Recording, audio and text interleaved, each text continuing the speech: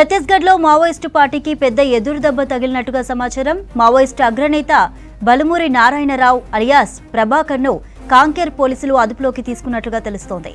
Maoist అగ్రనేత గణపతికి ఆయన బంధువు.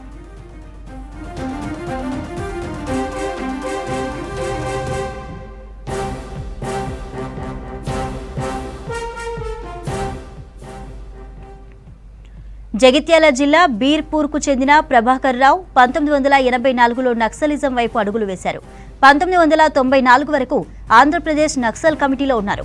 ప్రస్తుతం Dandakaranya special zonal committee logistic ఇన్ఛార్జిగా, మొబైల్ పార్లమెంటరీ స్కూల్ ఇన్ఛార్జిగా పనిచేస్తున్నట్టు సమాచారం.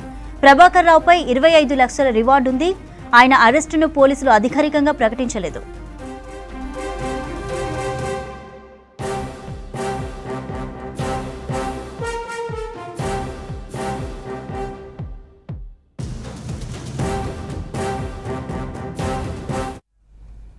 మాజీ ప్రధాని పివి నరసింహారావు దేశానికి చేసిన సేవలను గుర్తు చేసుకున్నారు నేతలు. పివి వర్ధంతి సందర్భంగా హైదరాబాద్ ట్యాంక్ బండ్ నెక్లెస్ రోడ్లోని జ్ఞానభూమి దగ్గర పివి కుటుంబ సభ్యులు, రాజకీయ నేతలు పుష్పగుచ్చాలతో అంజలి ఘటించారు. దేశాన్ని బలమైన ఆర్థిక వ్యవస్థగా తీర్చిదిద్దారని కొనియాడారు.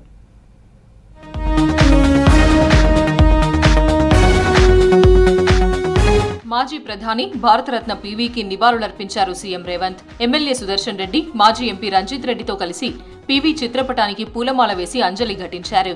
పీవీ సేవలను గుర్తు చేసుకున్నారు. ఆర్థిక సంస్కరణతో పీవీ మన దేశం దశ దిశ మార్చారని కొనియాడారు ముఖ్యమంత్రి. ప్రపంచంలో భారత్కు పీవీ ప్రత్యేక గుర్తింపు తెచ్చారని చెప్పారు ఆయన కుమార్తె ఎమ్మెల్సీ సురభి వాణీదేవి. పీవీ వర్ధంతి సందర్భంగా నెక్లెస్ రోడ్లోని జ్ఞానభూమి దగ్గర పీవీకి నివాళులర్పించారు. సామాన్య మానవుడికి సాధ్యం కానిది ఏదీ లేదని పీవీ నిరూపించారన్నారు వాణీదేవి. సైలెంట్గా చేసిన అనేక ఆర్థిక సంస్కరణలు కావచ్చు, విదేశాంగ విధానం కావచ్చు, దానివల్లనే దేశానికి ఒక దశ దిశ నిర్దేశం, ప్రపంచంలో భారతదేశానికి ఒక గుర్తింపు తెచ్చిన మహానుభావుడు శ్రీ పివి నరసింహారావు గారు. ప్రజాస్వామ్యానికి ఒక ప్రధానిగా తెలంగాణ నుంచి సేవలు అందించడం అనేది తెలంగాణ బిడ్డలం అందరం గర్వించదగ్గ విషయం. భారతదేశ ఆర్థిక వ్యవస్థ ప్రపంచంతో పోటీ పడేలా చేసిన ఘనత మాజీ ప్రధాని పీవీదేనన్నారు డిప్యూటీ సీఎం భట్టి విక్రమార్క. భూ సంస్కరణలతో పేదల పెన్నిధిగా నిలిచాడని భట్టి కొనియాడారు. పీవీ బహుభాషా కోవిదుడన్నారు మంత్రి తుమ్మల నాగేశ్వరరావు. పీవీ 20వ వర్ధంతి సందర్భంగా జ్ఞానభూమి దగ్గర ఘన నివాళులర్పించారు నేతలు. దిక్కుదోచని పరిస్థితిలో ఉన్నటువంటి పరిస్థితిలో ఈ దేశ ప్రధానిగా వారు బాధ్యతలు చేపట్టి గ్లోబలైజేషను, లిబరలైజేషను అనే కార్యక్రమాలు తీసుకొచ్చి ఈరోజు ఈ దేశం ఆర్థిక వ్యవస్థ ప్రపంచంతో పోటీ పడే స్థాయికి తీసుకెళ్ళగలిగారు అంటే అది పివి నరసింహారావు గారు ప్రధానమంత్రిగా వారు వేసినటువంటి పునాదులే అని చెప్పడానికి ఎటువంటి అతిశయోక్తి కాదు. ఈనాడు ప్రతి పేదవాడు ఎకరం 2 ఎకరాలు వ్యవసాయం చేసుకోగలుగుతున్నాడంటే ఆ పుణ్యం పివి నరసింహారావు గారిది. అది భూ సంస్కరణ యొక్క ఫలితం. అదేవిధంగా ప్రతి పేదవాడు కూడా ఈరోజు ఒక రెసిడెన్షియల్ స్కూల్లోనో, ఒక నవోదయ స్కూల్లోనో చదువుకోగలుగుతున్నాడంటే అది ఆనాడు మానవ వనరుల మంత్రిగా పివి నరసింహారావు గారి యొక్క దూరదృష్టి. ఆర్థిక విప్లవానికి నాంది పలికింది పీవీయేనన్నారు మంత్రి శ్రీధర్ బాబు. పీవీ 20వ వర్ధంతి సందర్భంగా నెక్లెస్ రోడ్ జ్ఞానభూమి దగ్గర శ్రీధర్ బాబు, మాజీ మంత్రి జానారెడ్డి పుష్పగుచ్చాలతో అంజలి ఘటించారు. పీవీ ఆర్థిక సంస్కరణలతో ప్రక్షాళన చేశారని కొనియాడారు శ్రీధర్ బాబు. వారిని ఆదర్శంగా తీసుకోవాల్సిన అవసరం, బాధ్యత మనందరిపైన ఉంది. ఆ క్రమంలో వారికి గొప్పగా నివాళులు పలుకుతూ ఆనాడు కరీంనగర్ జిల్లా మా మంత్రిని నియోజకవర్గం నుంచి వారు మొదటగా రాజకీయ ప్రస్థానం చేస్తూ దేశానికి సంబంధించి ప్రధానమంత్రిగా మా ప్రాంతం నుంచి మరి ఒక గొప్ప ఆణిముత్యంగా ఉన్నారంటే మాకు అందరికీ కూడా గొప్ప గర్వకారణం. ఆర్థికంగా దేశాన్ని బతికించిన గొప్ప వ్యక్తి మాజీ ప్రధాని దివంగత పివి నరసింహారావు అని కొనియాడారు మంత్రి పొన్నం ప్రభాకర్. హన్మకొండ జిల్లా వరంగల్లో భారతరత్న మాజీ ప్రధాని దివంగత పివి నరసింహారావు 20వ వర్ధంతి కార్యక్రమంలో పివి కుమార్తె ఎమ్మెల్సీ వాణి, కుమారుడు ప్రభాకర్ రావుతో కలిసి పాల్గొన్నారు మంత్రి పొన్నం. పివి విగ్రహానికి పూలమాల వేసి నివాళులర్పించారు. పెద్ద పెద్ద కార్లు, సాంకేతిక విప్లవం మన దేశానికి వచ్చాయంటే కారణం పీవీనే అని అన్నారు. వరంగల్లో నిర్మిస్తున్న పీవీ స్మారకం పూర్తి చేస్తామన్నారు. నేను ఇవాళ డెఫినెట్లీ అది పివి స్మారకంగా ఇచ్చినటువంటి కార్యక్రమం కావచ్చు. మొదటి సంవత్సరం అటు మీకు తెలుసు అనేక ఈ యొక్క జాతరలా నడిచిపోయింది. దానికి సంబంధించి మేము ముందర మాట్లాడుతా ఉన్న అధికారులతో మాట్లాడి దానికి సంబంధించి ఎక్కడ పెండింగ్ ఉందో ఆ యొక్క అంశం మీద స్పష్టంగా దానికి నిర్మాణానికి సంబంధించి పూర్తి చేసి నెక్స్ట్ టైం కార్యక్రమాన్ని అక్కడ ఇక్కడ అన్ని రకాలుగా జరుపుకొని చాలా పెద్ద ఎత్తున చేసుకుందాం అనే మాట ఈ సందర్భంగా తెలియజేస్తూ ఆర్థిక సంస్కరణలతో పీవీ దేశాన్ని అభివృద్ధి పథం వైపు తీసుకెళ్లారని కొనియాడారు కేంద్ర మంత్రి కిషన్ రెడ్డి. మైనారిటీ ప్రభుత్వాన్ని 5 ఏళ్లు నడిపిన గొప్ప వ్యక్తి పీవీ అన్నారు. రాజకీయాలు వేరైనా దేశం కోసం పనిచేస్తున్నామన్న భావన పీవీలో ఉండేదని తెలిపారు. దేశ ఆర్థిక వ్యవస్థ క్లిష్ట పరిస్థితుల్లో ఉన్నప్పుడు ప్రధానమంత్రిగా బాధ్యతలు చేపట్టినటువంటి పివి నరసింహారావు గారు మరి అనేక రకాల ఆర్థిక సంస్కరణలు తీసుకొచ్చి దేశాన్ని నూతన పథంలో నడిపించినటువంటి మహానుభావుడు మన తెలుగు బిడ్డ పివి నరసింహారావు గారు. దేశంలో స్కిల్ డెవలప్మెంట్ కు ప్రాచుర్యం కల్పించిన ఘనత మాజీ ప్రధాని పీవీదేనన్నారు PCC chief Mahesh Kumar Goud. PV Telugu రాష్ట్రాలకు గర్వకారణమన్న పీసీసీ చీఫ్ జ్ఞానభూమి ఇచ్చిన ఘనత కాంగ్రెస్ దేనని తెలిపారు. జ్ఞానభూమి జీవో ఇవ్వడానికి నామకరణం చేయడం కానీ జీవో ఇవ్వడం కానీ ఈ స్థలాన్ని పెట్టడం కానీ అదేవిధంగా దామోదర సంజీవయ్య గారిది ఎన్టీ రామారావు గారిది ముగ్గురు కూడా ఈ స్థలాలు ఇచ్చినటువంటి ఘనత కాంగ్రెస్ పార్టీది. పివి గారు దేశం ప్రపంచం ఉన్నంత కాలం ఒక విజ్ఞానవంతుడిగా తెలివితేటలకి ప్రతీకగా ముఖ్యంగా నాకు రాజకీయంగా ఆనాడు 1994లో అసెంబ్లీకి పోటీ చేసే అవకాశం కల్పించిన వ్యక్తిగా నా జీవితకాలం నా మదిలో మెదులుతాడు. ఆర్థిక సంస్కరణలతో దేశ ముఖ చిత్రాన్ని మార్చిన ఘనత పీవీ నరసింహారావుదేనని అన్నారు BRS working president KTR. PV చిత్రపటానికి నివాళులర్పించిన కేటీఆర్ తెలంగాణ బిడ్డను బీఆర్ఎస్ హయాంలో సముచితంగా గౌరవించామని చెప్పారు. రాష్ట్ర వ్యాప్తంగా పీవీకి నివాళులర్పించారు నేతలు. దేశానికి పీవీ చేసిన సేవలను కొనియాడారు. ఆయన ఆశయ సాధనకు కృషి చేస్తామని చెప్పారు.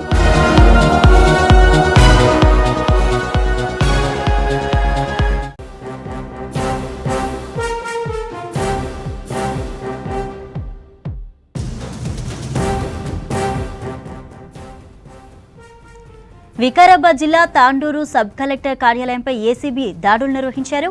5 లక్షల రూపాయలతో ఏవో Danayya, senior assistant Manikrao ACB అధికారులకు పట్టుబడ్డారు. ఇంకా సబ్ కలెక్టర్ ఆఫీసులో ఏసీబీ చెకింగ్స్ కొనసాగుతున్నాయి.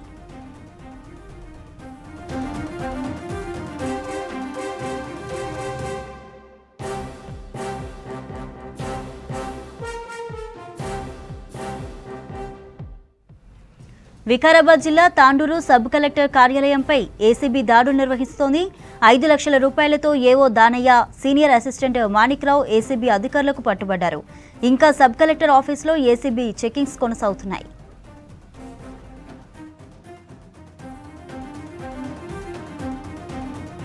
చర్లపల్లి రైల్వే స్టేషన్ ప్రారంభంపై మంత్రి శ్రీధర్ బాబు సమీక్ష నిర్వహించారు.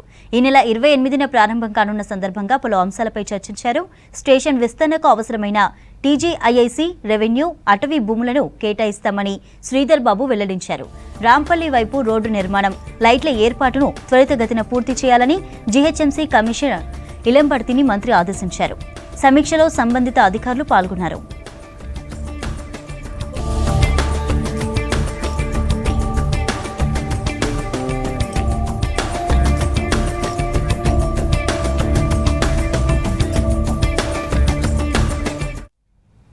హైదరాబాద్ సిటీలోని పలు చెరువులను క్షేత్రస్థాయిలో పరిశీలించారు Hydraa commissioner Ranganath.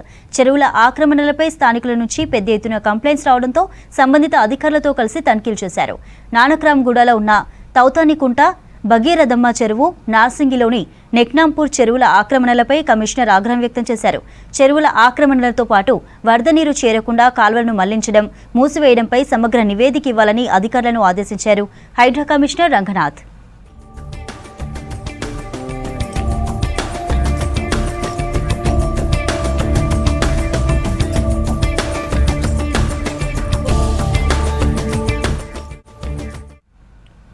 Secunderabad Gopalapuram police station పరిధిలో రికవరీ అయిన సెల్ ఫోన్స్ ను సంబంధించిన యజమానులకు అందజేశారు డీసీపీ సాధన రశ్మి పెరుమాల్.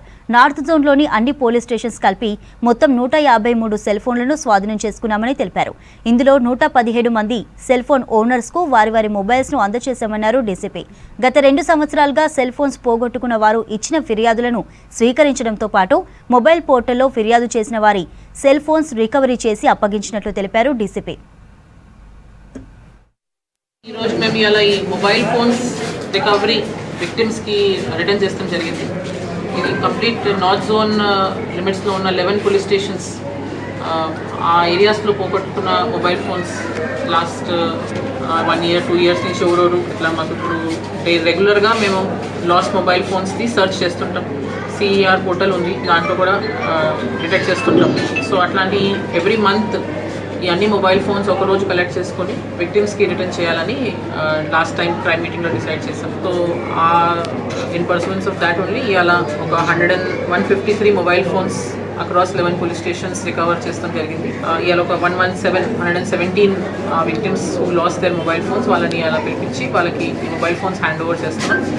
ఫ్యూచర్లో కూడా ఇట్లాంటి మొబైల్ ఫోన్ రికవరీని ఇంకా కొంచెం స్పీడప్ చేసి ఇంకా కొంచెం ఫాస్టర్ వేలో రికవరీ చేసి ఇస్తానికి ట్రై చేస్తాం. ఎగ్జాక్ట్గా 2 years ఇక్కడనే సికింద్రాబాద్ రైల్వే స్టేషన్లో మాది విజయవాడ. సో అక్కడ నుంచి సికింద్రాబాద్ ఇక్కడ స్టేషన్ దిగే ముందు ఉంది, దిగిన తర్వాత లేదు ఫోన్. దిగేటప్పుడే పోయిందనమాట. వెంటనే వచ్చి ఇక్కడ కంప్లైంట్ చేశారు గోపాలపురంలో ఇక్కడనే. ఇప్పుడు 2 yearsకి. రంగారెడ్డి జిల్లా గచ్చిబౌలిలో గంజాయిని పట్టుకున్నారు ఎక్సైజ్ పోలీసులు. బీదర్ నుంచి సిటీకి గంజాయి రవాణా చేస్తున్నారనే పక్కా సమాచారంతో తనిఖీలు చేపట్టారు పోలీసులు. ఈ తనిఖీల్లో జియాగూడకు చెందిన శ్రీకాంత్ను అదుపులోకి తీసుకుని 9.3 kgల గంజాయి ప్యాకెట్లు, బైక్, మొబైల్ ఫోన్ను స్వాధీనం చేసుకున్నారు. నిందితుడిపై కేసు నమోదు చేసి రిమాండ్కు తరలిస్తామన్నారు పోలీసులు. బీదర్ చెక్ పోస్ట్ నుంచి ఇట్టి గంజాయిని బీదర్ చెక్ పోస్ట్ నుంచి ఒక గుర్తు తెలియని వ్యక్తి దగ్గర పర్చేజ్ చేసి ధూల్పేటలో అమ్మ నిమిత్తం పట్టుకొని వస్తున్నానని అక్కడ తక్కువ ధరకు తెచ్చి ఇక్కడ వీరికి ధూల్పేట వారికి అమ్మడం ద్వారా తనకు కిలోకు మినిమం 2-3 వేల రూపాయల చొప్పున దాదాపు 20,000 లాభం జరుగుతుందనే ఉద్దేశం కొద్దీ తన వెహికల్ మీద అక్కడి నుంచి ఈ గంజాయిని కొనుక్కొని తీసుకొచ్చి ఇక్కడి వారికి అప్పచెప్పడం జరుగుతుందని చెప్పడం జరిగింది. తదుపరి విచారించగా అతడు నువ్వు ఎవరి వద్ద కొన్నావనే డీటెయిల్స్ ఇవ్వని చెప్పగా అతడు బీదర్ చెక్ పోస్ట్ వద్ద నాకు ఇచ్చిన గుర్తు తెలియని వ్యక్తి దగ్గర అక్కడ చాలా మంది అమ్ముతారు, అక్కడి నుంచి తీసుకొని వచ్చిన అతని వివరాలు నాకు తెలియదు అని చెప్పాడు. ఇక్కడ ఎవరికి అమ్మబోతున్నావు అని అడగబోతే ఎవరు నాకు ఎక్కువ డబ్బులు ఇస్తే వారికి అమ్ముతాననే విషయం ఫర్దర్ ఇన్వెస్టిగేషన్ కు మాకు ఏ విధమైన ఇన్ఫర్మేషన్ ఇవ్వకుండా దాన్ని దాటవేస్తూ చెప్పడం జరిగింది. ఇది చెల్లింగంపల్లి స్టేషన్ లిమిట్స్ లో ఒక సెన్సేషనల్ కేసు. ఇది ఈ మధ్యన నానక్రామగూడలో, కోపనపల్లి తాండా ఏరియాలో గంజాయి ఎక్కువైంది, డ్రగ్స్ ఎక్కువైంది అనే నేపథ్యంలో వీటి డ్యూటీలు వేసి 24 గంటలు మా ఎక్సైజ్ అధికారులు యూనిఫామ్ లో గస్తీ తిరుగుతూ విధులు నిర్వహిస్తా ఉన్నారు. నైట్ డే మొత్తం చెక్ చేస్తూ గంజాయి మత్తు పదార్థాల అమ్మకాల నివారణ కోసం మేము అవిశ్రాంతంగా కృషి చేయడం జరుగుతుంది.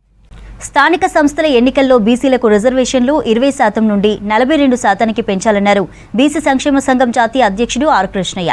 హైదరాబాద్ కాచిగూడలో బీసీ యువజన సంఘం రాష్ట్ర అధ్యక్షుడు జిల్లపల్లి అంజీ అధ్యక్షతన జరిగిన సమావేశంలో ఆయన పాల్గొన్నారు. కాంగ్రెస్ ఎన్నికల్లో ఇచ్చిన హామీలను నెరవేర్చాలన్నారు.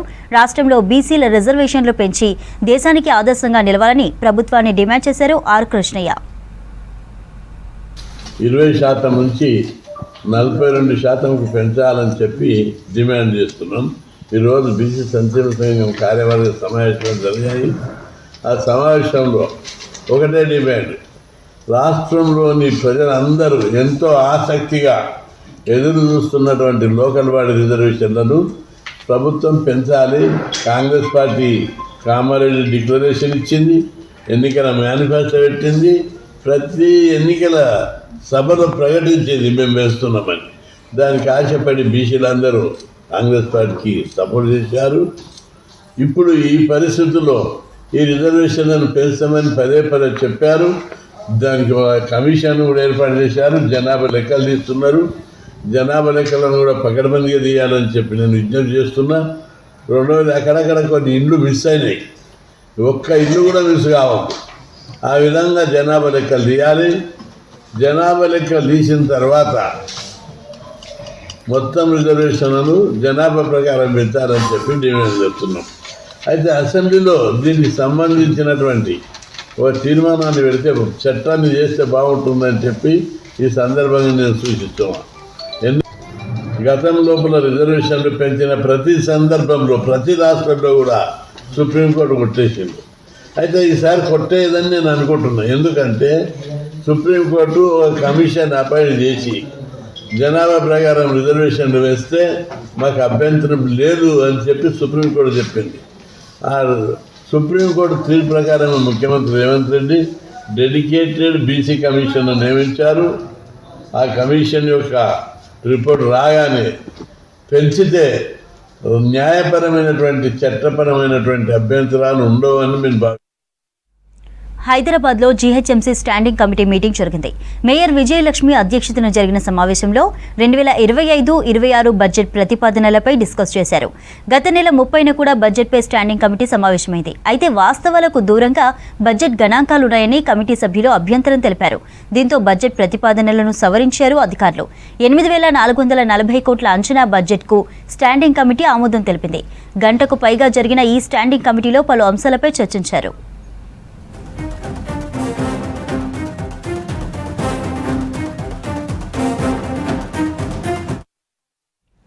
రంగారెడ్డి జిల్లా గచ్చిబౌలిలోని సెంటర్ కన్వెన్షన్లో ఈ నెల 27-28న all India medical conference Utsav 2024 నిర్వహిస్తున్నామని తెలిపారు IMA chairman doctor Ravinder Reddy. IMA city branch ఆధ్వర్యంలో నిర్వహిస్తున్న కాన్ఫరెన్స్ ఉత్సవ్లో అధ్యక్షుడిగా డాక్టర్ దిలీప్ను నియమిస్తారని తెలిపారు. ఇప్పుడు వెస్ట్ బెంగాల్ ఇన్సిడెంట్ మీరు చూశారు. డాక్టర్ల సేఫ్టీ ఇంపార్టెంట్. ఇప్పుడు నేను ఒక చావు బ్రతుకున్న కేసును ట్రీట్ చేయాలంటే నాకు ఏమైనా అయితే గొడవ అయితే నా మీద దాడి జరుగుతుంది అంటే నేను కూడా భయపడతాను. ఇలాంటి ఎన్నో చట్టాలు ఉన్నాయి.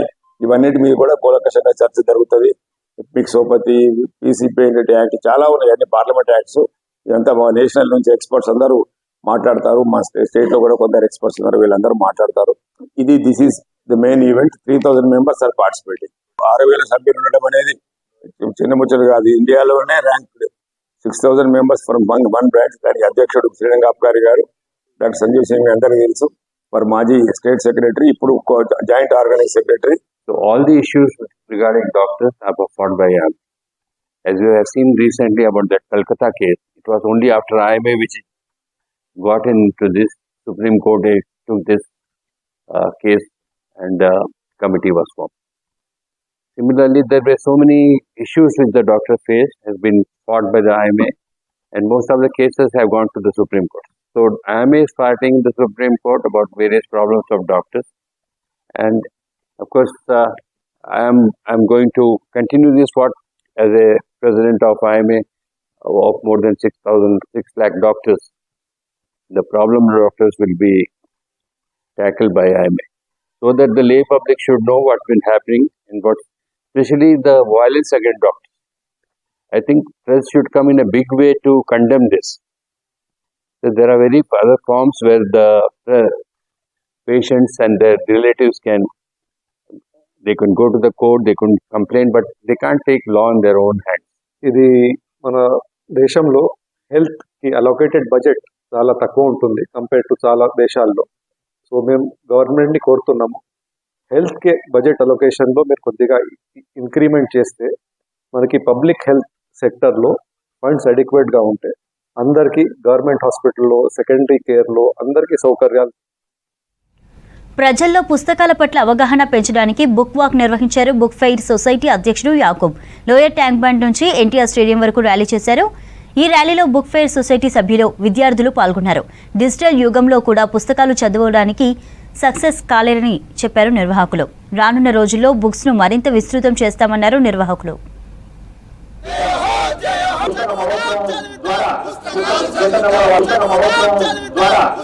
350కి పైగా స్టాల్స్తో నిన్నటి వరకు కొన్ని లక్షల మంది వచ్చి పుస్తకాలని వీక్షించడం, కొనడం ఇవన్నీ చేస్తూ ఉన్నారు. అనేకమైనటువంటి సాహిత్య కార్యక్రమాలు జరుగుతూ ఉన్నాయి, పుస్తకావిష్కరణలు జరుగుతున్నాయి. మా కార్యక్రమంలో భాగంగా, మనందరి కార్యక్రమంలో భాగంగా హైదరాబాద్ బుక్ ఫేర్, పుస్తక నడక, బుక్ వాక్ చేయాలనేటువంటిది తలంపుతో లోయర్ ట్యాంక్ బండి నుంచి బయలుదేరిన పుస్తక నడక అనేక మంది పిల్లలతో అనేక మంది పెద్దలతో ఇక్కడికి వచ్చింది. పుస్తకం యొక్క ప్రాధాన్యత ఇంకా ఇంకా పెరగాలనేటువంటిది హైదరాబాద్ బుక్ ఫేర్ యొక్క సంకల్పం. అనేక స్కూళ్ళ నుంచి అనేక మంది కవులు రచయితలు, స్కూళ్ళ నుంచి పిల్లలు వచ్చారు. అట్లానే అనేక మంది కవులు రచయితలు సాహితీవేత్తలు ఈ పుస్తకాల నడకలో పాల్గొన్నారు. హైదరాబాద్ బుక్ ఫేర్ తన కార్యక్రమాలు మునుముందుకు సాగించడానికి కావలసిన ఉత్సాహాన్ని హైదరాబాద్ బుక్ ఫేర్ వర్ధిల్లాలి. గురునానక్ ఇంజనీరింగ్ కళాశాల హాస్టల్ నుంచి వారం వ్యవధిలో బీటెక్ ఫస్ట్ ఇయర్ చదువుతున్న ముగ్గురు మిస్ అవ్వడం కలకలం రేపింది. విద్యార్థుల తల్లిదండ్రులు కళాశాల యాజమాన్యం ఇబ్రహీంపట్నంలో ఫిర్యాదు చేశారు.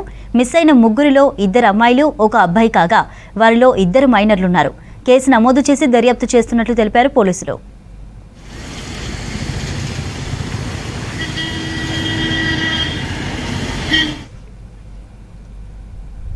హైదరాబాద్ ఎన్టీఆర్ స్టేడియంలో ఏర్పాటు చేసిన బుక్ ఫేర్కు పాఠకులు పెద్ద సంఖ్యలో వస్తున్నారు.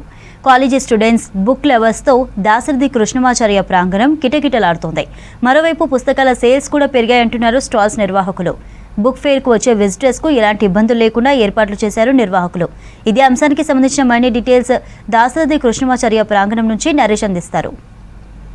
బుక్ ఫేర్కు సంబంధించినటువంటి నిర్వాహకులు జనరల్ సెక్రటరీ వాసు గారు మనతో ఉన్నారు.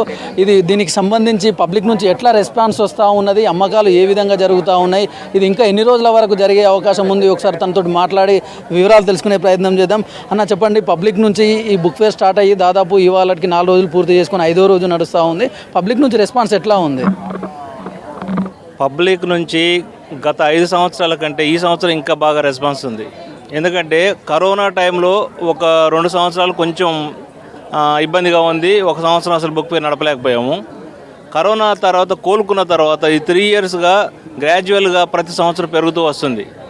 నిన్న ఆదివారం చూస్తే పాఠకులు, లేకపోతే ఇక్కడికి వచ్చే పబ్లిషర్స్, లేకపోతే కవులు, ఇంక ముఖ్యంగా ఇక్కడ పుస్తకాలు కొనడానికి వచ్చిన పుస్తక ప్రేమికులు లక్షలాదిగా తరలి వచ్చారు. అసలు ఎంతమంది వచ్చారనేది మేము చెప్పలేని పరిస్థితి. నిన్న మేము ఇక్కడ పార్కింగ్ దగ్గర కానీ, ఫుడ్ స్టాల్ దగ్గర కానీ, లోపల కానీ కంట్రోల్ చేయలేని పరిస్థితి ఉంది.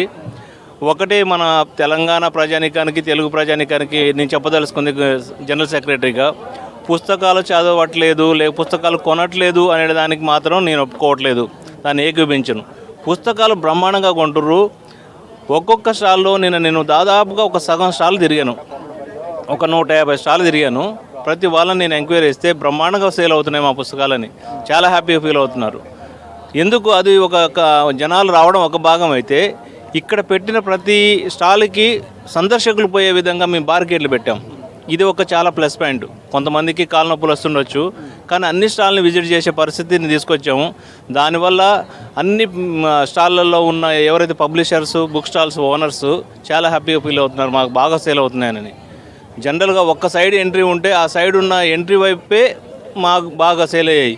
ఇప్పుడు అలా కాదు, మొత్తం టోటల్ బుక్ స్టాల్ 350 స్టాళ్ళల్లో కూడా సందర్శకులు బాగా తిరుగుతున్నారు, బుక్స్ కొంటున్నారు. బ్రహ్మాండమైన ఏర్పాట్లను మేము చేయగలిగాము. చాలా మార్పు తీసుకొచ్చి. అంటే ఏర్పాట్లు ఏ విధంగా ఉన్నాయి? పార్కింగ్కి సంబంధించి కానివ్వండి, మంచినీళ్ళు, టాయిలెట్స్, వీటికి సంబంధించినటువంటి ఫెసిలిటీస్ ఎట్లా ఉన్నాయి? పార్కింగు ఇప్పుడు ఈ ఎన్టీఆర్ స్టేడియము మేము టోటల్ 14 ఎకరాల్లో మేము ఈ బుక్ స్టాల్ ఏర్పాటు చేసింది 7 ఎకరాలే. 7 ఎకరాలు ఖాళీగా ఉంది. ఎన్ని వెహికల్స్, ఎన్ని కార్లు వచ్చినా సరే పార్కింగ్ ఇక్కడ ప్రాబ్లం లేదు.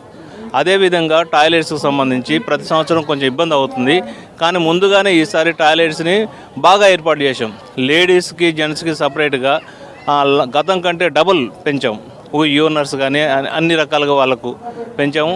అదేవిధంగా వాటర్కి సంబంధించి కూడా పెద్ద ప్రాబ్లం లేదు, ఎందుకంటే ఇది డిసెంబర్ మంత్లో కాబట్టి అంత దాహంతో ఉండరు. అయినా సరే ఫుల్ వాటరు మేము పెట్టగలిగాము. అదేవిధంగా 2 వేదికలు పెట్టాము ఈ సంవత్సరం.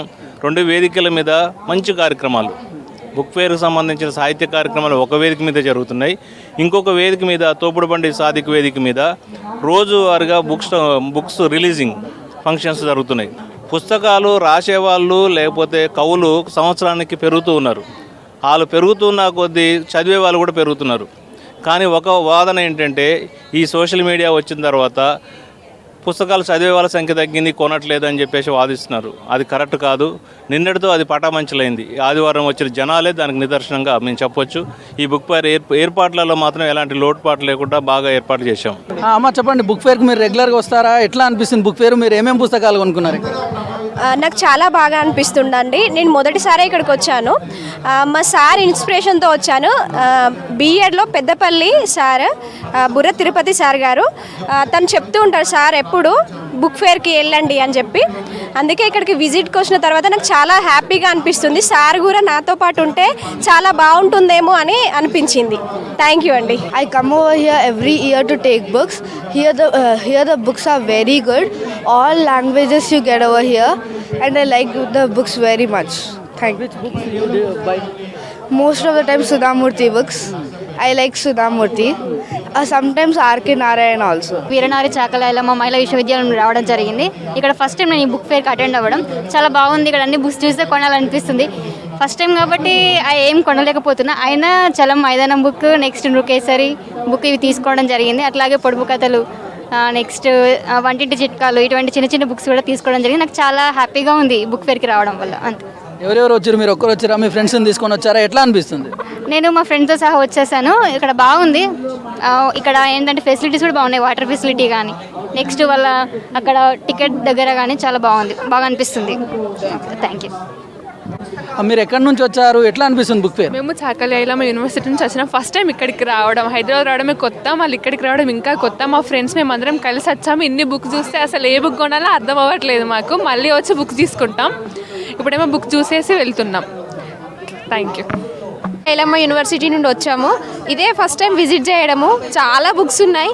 ఇలా బుక్ ఫేర్ ఏర్పాటు చేయడం నాకు ఎంతో హ్యాపీగా ఉంది. ఎందుకంటే ఈ తరం పిల్లలకి ఇన్స్టాగ్రామ్, యూట్యూబ్ ఇవి మాత్రమే తెలుసు. ఇలా బుక్ ఫేర్కి పేరెంట్స్ తీసుకొని వచ్చిరనుకో పిల్లలు చాలా విషయాలు తెలుసుకుంటారు. నేను కూడా ఇక్కడికి వచ్చి ఇన్ని బుక్స్ దొరుకుతాయా, అసలు ఎక్కడెక్కడ దొరకని బుక్స్ కూడా ఇక్కడ దొరుకుతాయి, అసలు ఇంకా చాలా కొనాలి అని అనుకున్నాం. నెక్స్ట్ టైం 26th రోజు మళ్ళీ వచ్చి ఎలాంటి బుక్స్ తీసుకోవాలి అని ఒక లిస్ట్ ప్రిపేర్ చేసుకొని వచ్చేసి ఇంకా తీసుకుందామని ప్లాన్ చేసుకొని వచ్చినాం. ఫ్రెండ్స్ అందరం కలిసి వచ్చినాం. చాలా హ్యాపీగా ఉంది. ఒక మూవీకి వెళ్తా కూడా ఇంత హ్యాపీగా ఫీల్ అవ్వనేమో నేను. Okay, thank you. చూసాం కదా, ఈ పుస్తకాల బుక్ ఫేర్కి సంబంధించి దాదాపు హైదరాబాద్ నలుమూలల నుంచి కూడా ఈ బుక్ స్టాల్ను, బుక్ ఫేర్ను సందర్శించడానికి పాఠకులు వస్తున్నటువంటి సిచ్యువేషన్ ఉంది. దాదాపు 350కి పైగా పుస్తకాల యొక్క స్టాల్స్ను ఏర్పాటు చేయడం జరిగింది. దీనికి సంబంధించినటువంటి ఫెసిలిటీస్ను కూడా హైదరాబాద్ బుక్ ఫేర్ సొసైటీ అయితే ఇక్కడ కంప్లీట్గా చేయడం జరిగింది. కెమెరామ్యాన్ అనిల్తో నరేష్, V6 న్యూస్, హైదరాబాద్. పరువు హత్య కేసులో 5 నిందితులను అరెస్టు చేశారు బోయిన్పల్లి పోలీసులు. ప్రేమ వివాహం చేసుకోవడం కారణంగానే హత్య చేసినట్లుగా గుర్తించారు. నిందితుల్లో 2పై ఇప్పటికే పలు పోలీస్ స్టేషన్లలో కేసులు ఉన్నాయన్నారు. మరో వ్యక్తి పరారీలో ఉన్నట్లుగా తెలిపారు. కేసు గురించి పూర్తి వివరాలు మీడియాకు వెల్లడించారు నార్త్ జోన్ పోలీసులు. అక్కడ దాంట్లో ఉన్న విక్టిమ్ 21-year-old సమీర్. ఆ రోజు మాకు ఇన్ఫర్మేషన్ ప్రకారం అరౌండ్ బిట్వీన్ 11:20 to 11:30 మధ్యలో ఒక 3 to 5 persons వచ్చి ఈ విక్టిమ్ని అక్కడ ఇంటి బయట కూర్చొని ఉన్నాడు along with his friends. Stab injuries, నైఫ్తో స్టాబ్ చేసి వెళ్ళిపోయారు అని ఇన్ఫర్మేషన్ వచ్చింది. దాంట్లో ఒక 50 to 100 వరకు CCTVs అన్నీ చెక్ చేసుకున్న తర్వాత, ఆ విక్టిమ్ హిస్టరీ అంతా వెరిఫై చేసుకున్న తర్వాత వీ గట్ టు నో ఈ విక్టిమ్ ఒక 1 year బ్యాక్ అంటే రఫ్లీ జనవరి మంత్లో ఒక అమ్మాయిని ప్రేమించుకొని పెళ్లి చేసుకున్నాడు. ఈ అమ్మాయి ప్రీవియస్గా where he use to work, అంటే వాళ్ళ ఈ victim use to work with the అమ్మాయి వాళ్ళ ఇంటి దగ్గర పనిచేసేవాడు. సో అక్కడ వాళ్ళిద్దరు పరిచయం అయ్యి ప్రేమించుకొని పెళ్లి చేసుకున్నారు. ఈ మాట వాళ్ళ అమ్మాయి వాళ్ళ ఫ్యామిలీకి ఇష్టం లేదు. విక్టిమ్స్ కొంచెం లో ఇన్కమ్ ఫ్యామిలీ నుంచి వస్తున్నాడు in comparison to the his wife. So ఆ విషయం వాళ్ళకి ఫ్యామిలీకి నచ్చక స్టార్టింగ్ నుంచే ఆ పెళ్ళిని అపోజ్ చేస్తున్నారు. ఒక ఫ్యూ మంత్స్ తర్వాత ఫాదర్, అమ్మాయి వాళ్ళ ఫాదర్ అమ్మాయిని తీసుకొని వెళ్ళిపోయారు వాపస్. మీకు మళ్ళీ పెళ్లి చేస్తాను అని చెప్పి ఆ ప్రామిస్కి వాపస్ తీసుకొని వెళ్ళిపోయారు. తీసుకొని వెళ్ళిపోయిన తర్వాత వాళ్ళిద్దరిని డివోర్స్ తీసుకోమని, వాళ్ళ ముస్లిం లాస్ ప్రకారం డివోర్స్ తీసుకోమని పర్సువేట్ చేస్తున్నాడు, కన్విన్స్ చేయాలని చాలాసార్లు ట్రై చేశారు. కానీ విక్టిమ్ ఈ సమీర్ వాజ్ అన్విల్లింగ్. ఆయన ఎంత కన్విన్స్ చేయనా he was unwilling to give divorce. And లేదు, నేను ఈ పెళ్లి చేసుకున్నాను కదా, సో కలిసే ఉంటామని హీ వాజ్ ఇన్సిస్ట్. గట్కేసర్ మండలంలో అర్హులైన 1200 మంది రైతులుంటే సగం మంది కూడా రుణమాఫీ కాలేదన్నారు బీజేపీ రాష్ట్ర కార్యవర్గ సభ్యులు మాజీ ఎంపీపీ ఏనుగు సుదర్శన్ రెడ్డి. రైతు రుణమాఫీ చేయాలని బీజేపీ నేతలు వినూత్నంగా నిరసన చేశారు. మేడ్చల్ జిల్లా కలెక్టరేట్కు గట్కేసర్ నుంచి ట్రాక్టర్పై వచ్చి నిరసన తెలిపారు. రైతులకు తక్షణమే రుణమాఫీ చేయాలని, లేకుంటే ఉద్యమం ఉధృతం చేస్తామని ప్రభుత్వాన్ని హెచ్చరించారు బీజేపీ నాయకులు.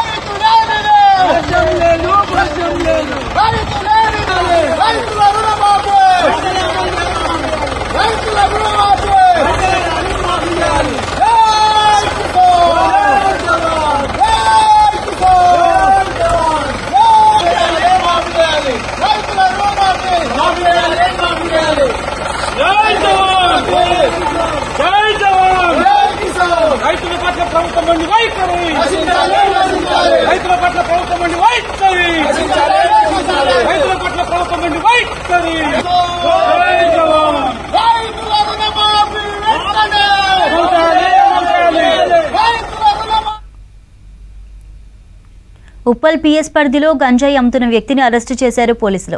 భరత్ అలియానాను అదుపులోకి తీసుకోగా మరో నిందితుడు బసంత్ పరారీలో ఉన్నట్లుగా తెలిపారు.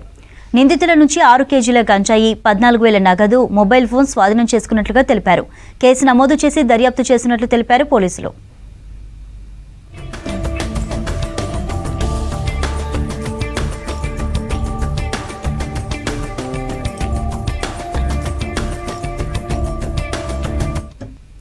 బిజినెస్ అంటే కోట్లలో పెట్టుబడి పెట్టాలి, కస్టమర్లను ఆకర్షించేందుకు కార్పొరేట్ ఆఫీస్ను ప్రారంభించాలి. అయితే ఇదంతా పెద్ద కంపెనీలకు, ఎంఎన్సీలకు చెల్లుతుంది. కానీ చిన్న మధ్య తరహా కంపెనీలు, స్టార్టప్స్ పరిస్థితి ఏంటి? బ్యాంక్ లోన్తో తీసుకోనో అప్పు చేసో ఆఫీస్ని ప్రారంభించినా బిజినెస్లో సక్సెస్ అయితే ఓకే, కానీ ఫెయిల్ అయితే ఆ నష్టం ఊహించుకోవడమే కష్టం. అయితే వీటన్నిటికీ చెక్ పెడుతూ తక్కువ ఖర్చుతో కార్పొరేట్ లెవెల్ రెంటల్ ఆఫీసులను అందిస్తున్నాయి కో వర్కింగ్ స్పేస్ సెంటర్లో.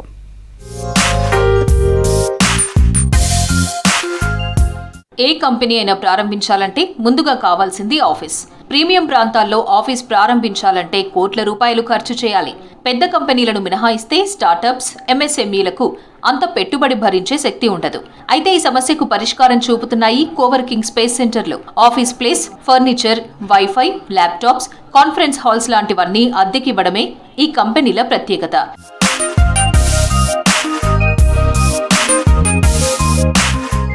ఆఫీస్ ఏర్పాటు చేసుకునేందుకు అద్దెకు ప్లేస్ని ఇస్తారు. సీటింగ్ కెపాసిటీని బట్టి రెంట్ ఉంటుంది. అలాగే సంస్థలో ఉన్న ఉద్యోగులను బట్టి చైర్స్ అండ్ టేబుల్స్తో పాటు స్టార్టప్స్కు నచ్చిన విధంగా ఇంటీరియర్ డెకరేట్ చేసి ఇస్తారు. వీటితో పాటు ఏవైనా బిజినెస్ మీటింగ్స్ ఉంటే కాన్ఫరెన్స్ హాల్స్ని కూడా రెంట్కి ఇస్తారు. ఇంకా ఎంప్లాయీస్ కోసం టీవీలతో పాటు కెఫెటేరియా, జిమ్, ఇండోర్ స్పోర్ట్స్ని కూడా ఏర్పాటు చేస్తారు. వర్క్ ప్రెషర్ నుంచి బయటకు తీసుకురావడానికి ఇవి ఎంతగానో తోడ్పడతాయంటున్నారు. ఇక సిటీలో కోవర్కింగ్ సెంటర్లు ఒక్కో సీటుకు నెలకు 8 నుంచి 25,000 రూపాయల వరకు వసూలు చేస్తున్నాయి ఈ సంస్థలు. కొత్తగా బిజినెస్లోకి అడుగు పెట్టేవారికి ఆ ఫీల్డ్లో ఉన్న ట్రెండ్స్ గురించి తెలుసుకోవడానికి కోవర్కింగ్ స్పేస్ సెంటర్లు ఉపయోగపడతాయంటున్నారు నిర్వాహకులు. చిన్న, మధ్యతరగతి వంటి ఐటీ, స్టార్టప్స్, ఇన్నోవేషన్కి సంబంధించిన కంపెనీలకు కోవర్కింగ్ స్పేస్ నుంచి సదుపాయాలు కల్పిస్తుందంటున్నారు మంత్రి శ్రీధర్ బాబు.